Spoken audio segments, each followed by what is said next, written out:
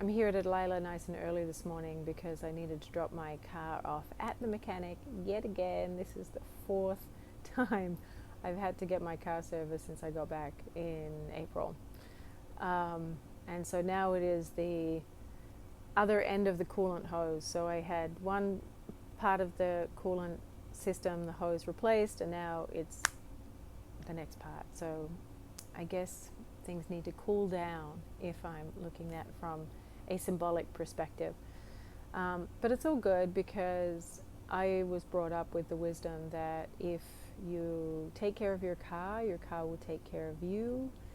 And I relate to that because I feel like that's true of our bodies as well. If we take care of our bodies will take care of us. And so at the first sign of anything going on with my car or my body, I take care of it.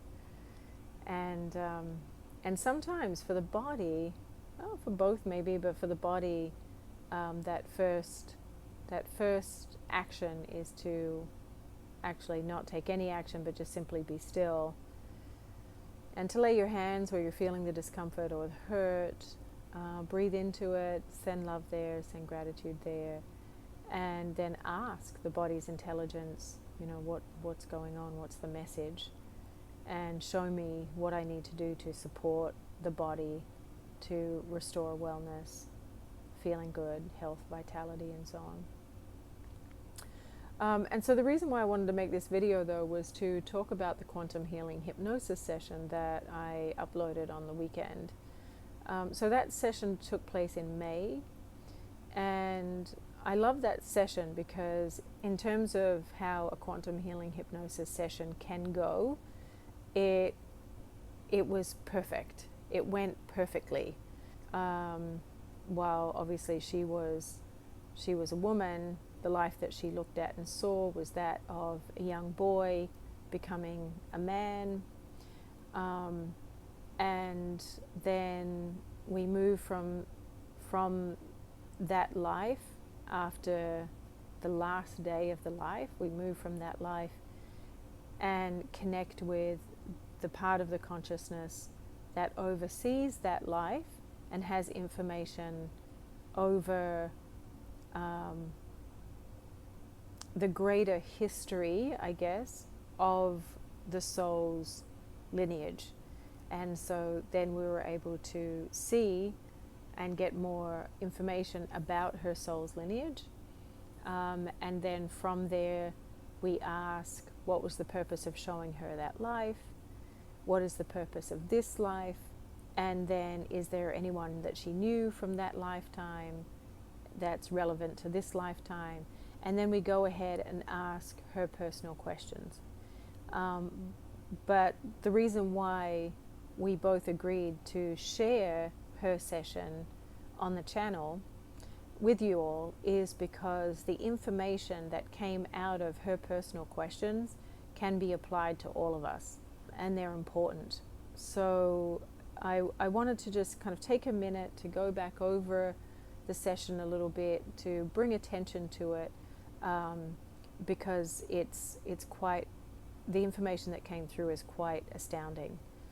And I'm quite intimate with it now because not only was I there in the room as the session was unfolding, I listened to the recording to edit out her name and other personal information that she didn't want included. And then I listened again several times as I was preparing the recording with the graphics to make the video that you got to experience as a session. And all of that takes time, but it's nice. It's good to be able to sit with it and take time with it. So one of the pieces of information that came out after the session that she shared was that she felt she was in a Quaker community, that they were Quakers in Williamsburg, Virginia. And she shared with me that she had learned later that there were Quakers in that area.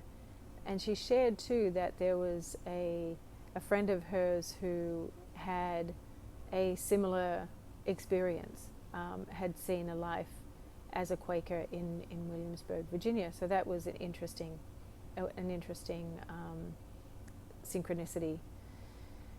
Or maybe not. Maybe that was just part of the soul contract to incarnate here together at this time, to have that connection, because that connection opens our minds to greater possibilities, that we're not just this. As convincing as this feels, this is not all that we are. And there's much more to what we are, and that's what's so great about the quantum healing hypnosis sessions, is we get to explore that. So that was one of the things that was interesting, and I thought I would share it too, because the abstract image that I shared was from Virginia, but that first footage kind of overlooking the town was, which must have been from an aeroplane, I'm thinking, that footage, how else would they have taken it? But it was of a Lutheran church. So just, letting you know that's not accurate. And just to reiterate again, that the images that I'm picking are symbolic and just there to make it more interesting for deeper meditation, deeper contemplation. But again, the most important thing is just to consider them as symbolic representations. So what was also beautiful about her session and the questions that she asked is that we were reminded to have that and nurture that deeper relationship with the body, to ask the body and to pay attention to the messages that the body is giving us. And I've talked about this in the services. I've talked about this over time with the Just a Conversation series. So again, I'm reminding you that part of our development, part of our growth journey includes developing a nurturing, curious, loving, and intimate relationship with our bodies. And without that, we can instead entertain habits and tendencies that are detrimental to the health and well-being of the body. But once we get into the habit of checking in with our bodies, with curiosity, with gratitude, and asking the body what it needs to be happy, to be vital, to be healthy and balanced. When we practice, the body tells us. And so what was interesting about the session is that we ask for healing when the person comes with physical ailments, exhibiting physical dis-ease. We ask for healing, and in this case, her infinite wisdom said we're not going to do the healing because this is part of her path. And that's also a common thing, that physical imbalance can be part of the necessary path for self-mastery, that's what it's for. So if you remember in the session, it talked about how energy was going out and energy was coming in. So the imbalance was when too much energy was going out or when too much energy was coming in. And so it was the energetics that she needed to balance and harmonize. And then the infinite wisdom gave her a symbol to look at. And the symbol was described as a dot and a circle around the dot, and then a pattern around the rim of the circle. And that symbol was an abstract connecting. So even though we can visualize it as a 2D abstract image, actually you want to consider it in 3 dimensions. And that, because that center point was more like this pole, and this is the pole that we have in our bodies, which I've also talked about in one of the services. So we have this pole that runs from the top of the head, through the spine, around the spine, and then out through the tailbone, through the perineum. So we've got this whole center channel. that connects us to the earth. In the session, we were reminded that the earth is a sentient being, and so to connect with her wisdom, her intelligence, even her experience, and her unconditional love and support, which is apparent right here, right now, all the time. She never abandons us.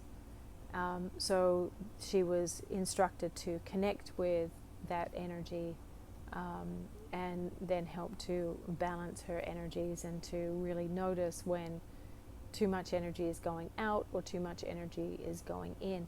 And this is useful for all of us. It's an important message for all of us to hear, to notice when we are leaking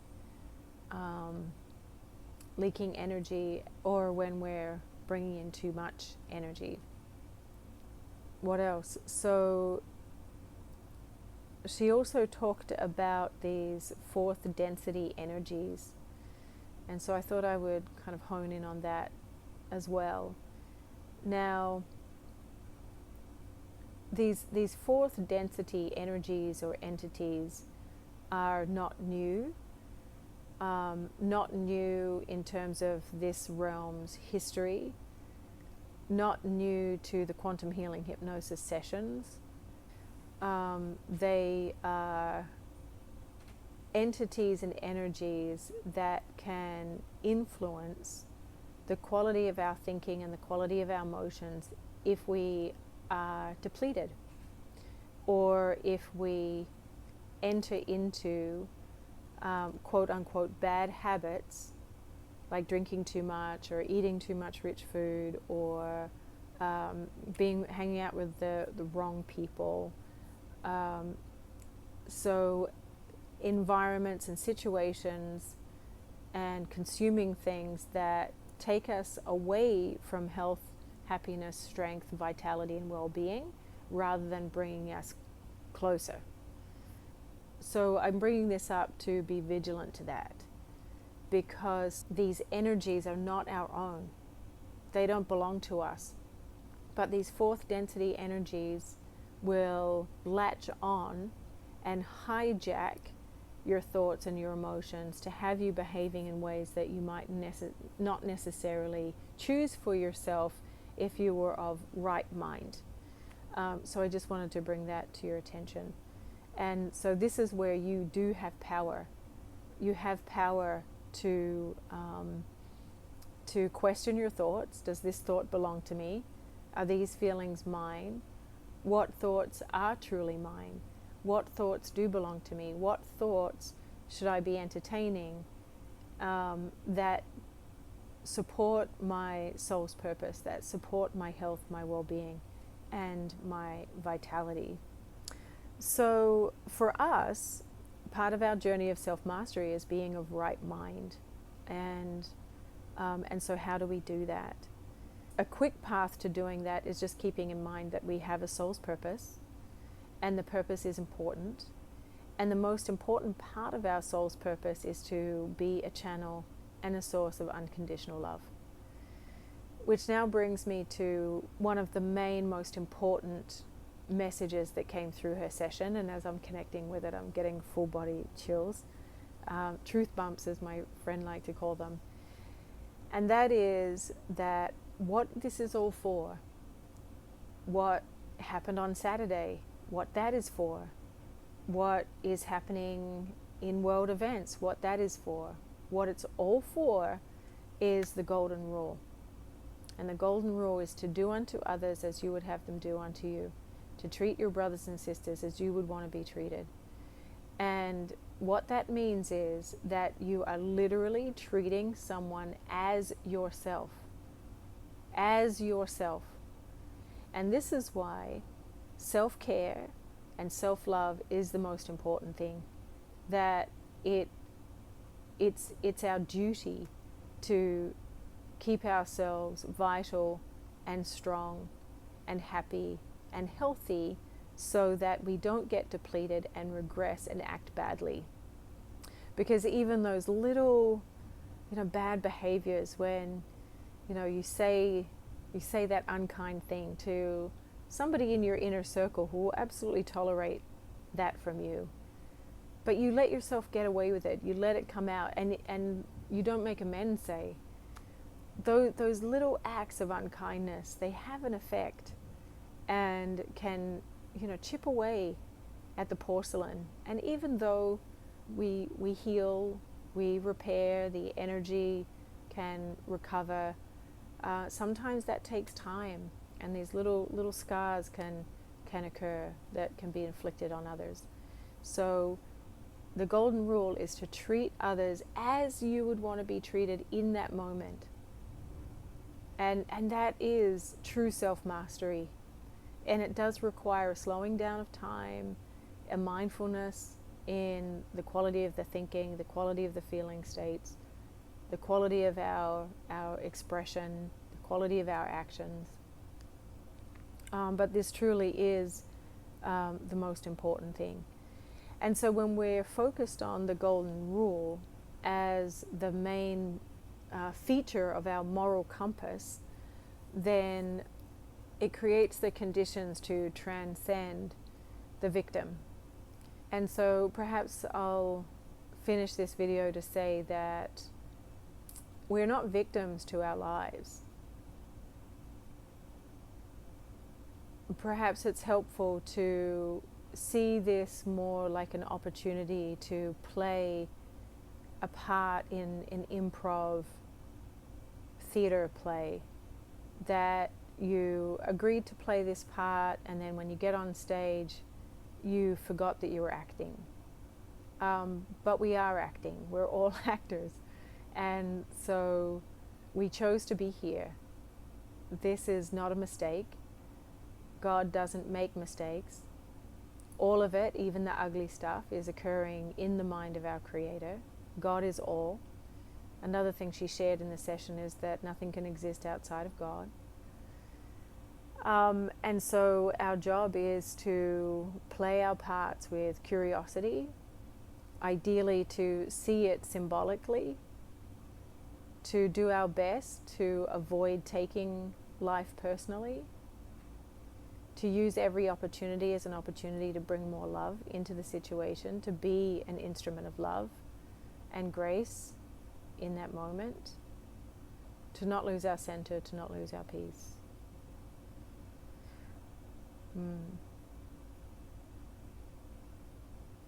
So that we can play our part in bringing heaven to earth. And so it's contained within the Gokai. If you have experience with the Eastern healing art of Reiki, there are 5 principles. And so the first one is, and I've shared it in another video, I can link it perhaps if I can figure that out. Kyodaku wa ikaruna, do not anger.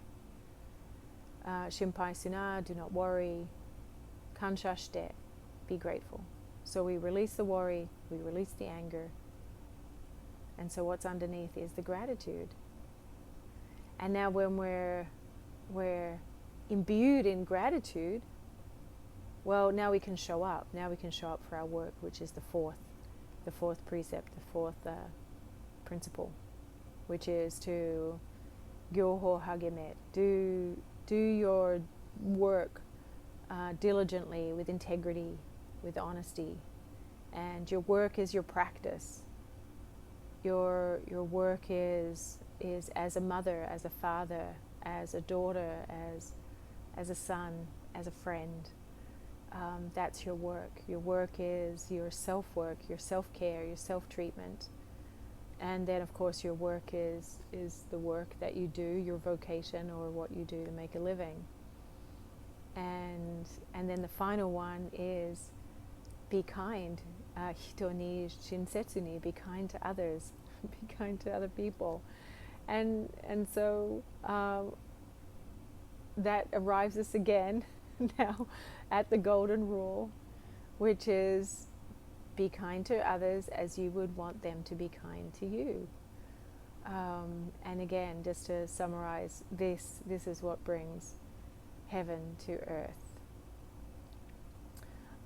All right, so I would love to hear your comments if you have any, or any thoughts that are arising, or how you feel like this applies to you. And so for my part, I'm grateful, and I'll talk to you soon.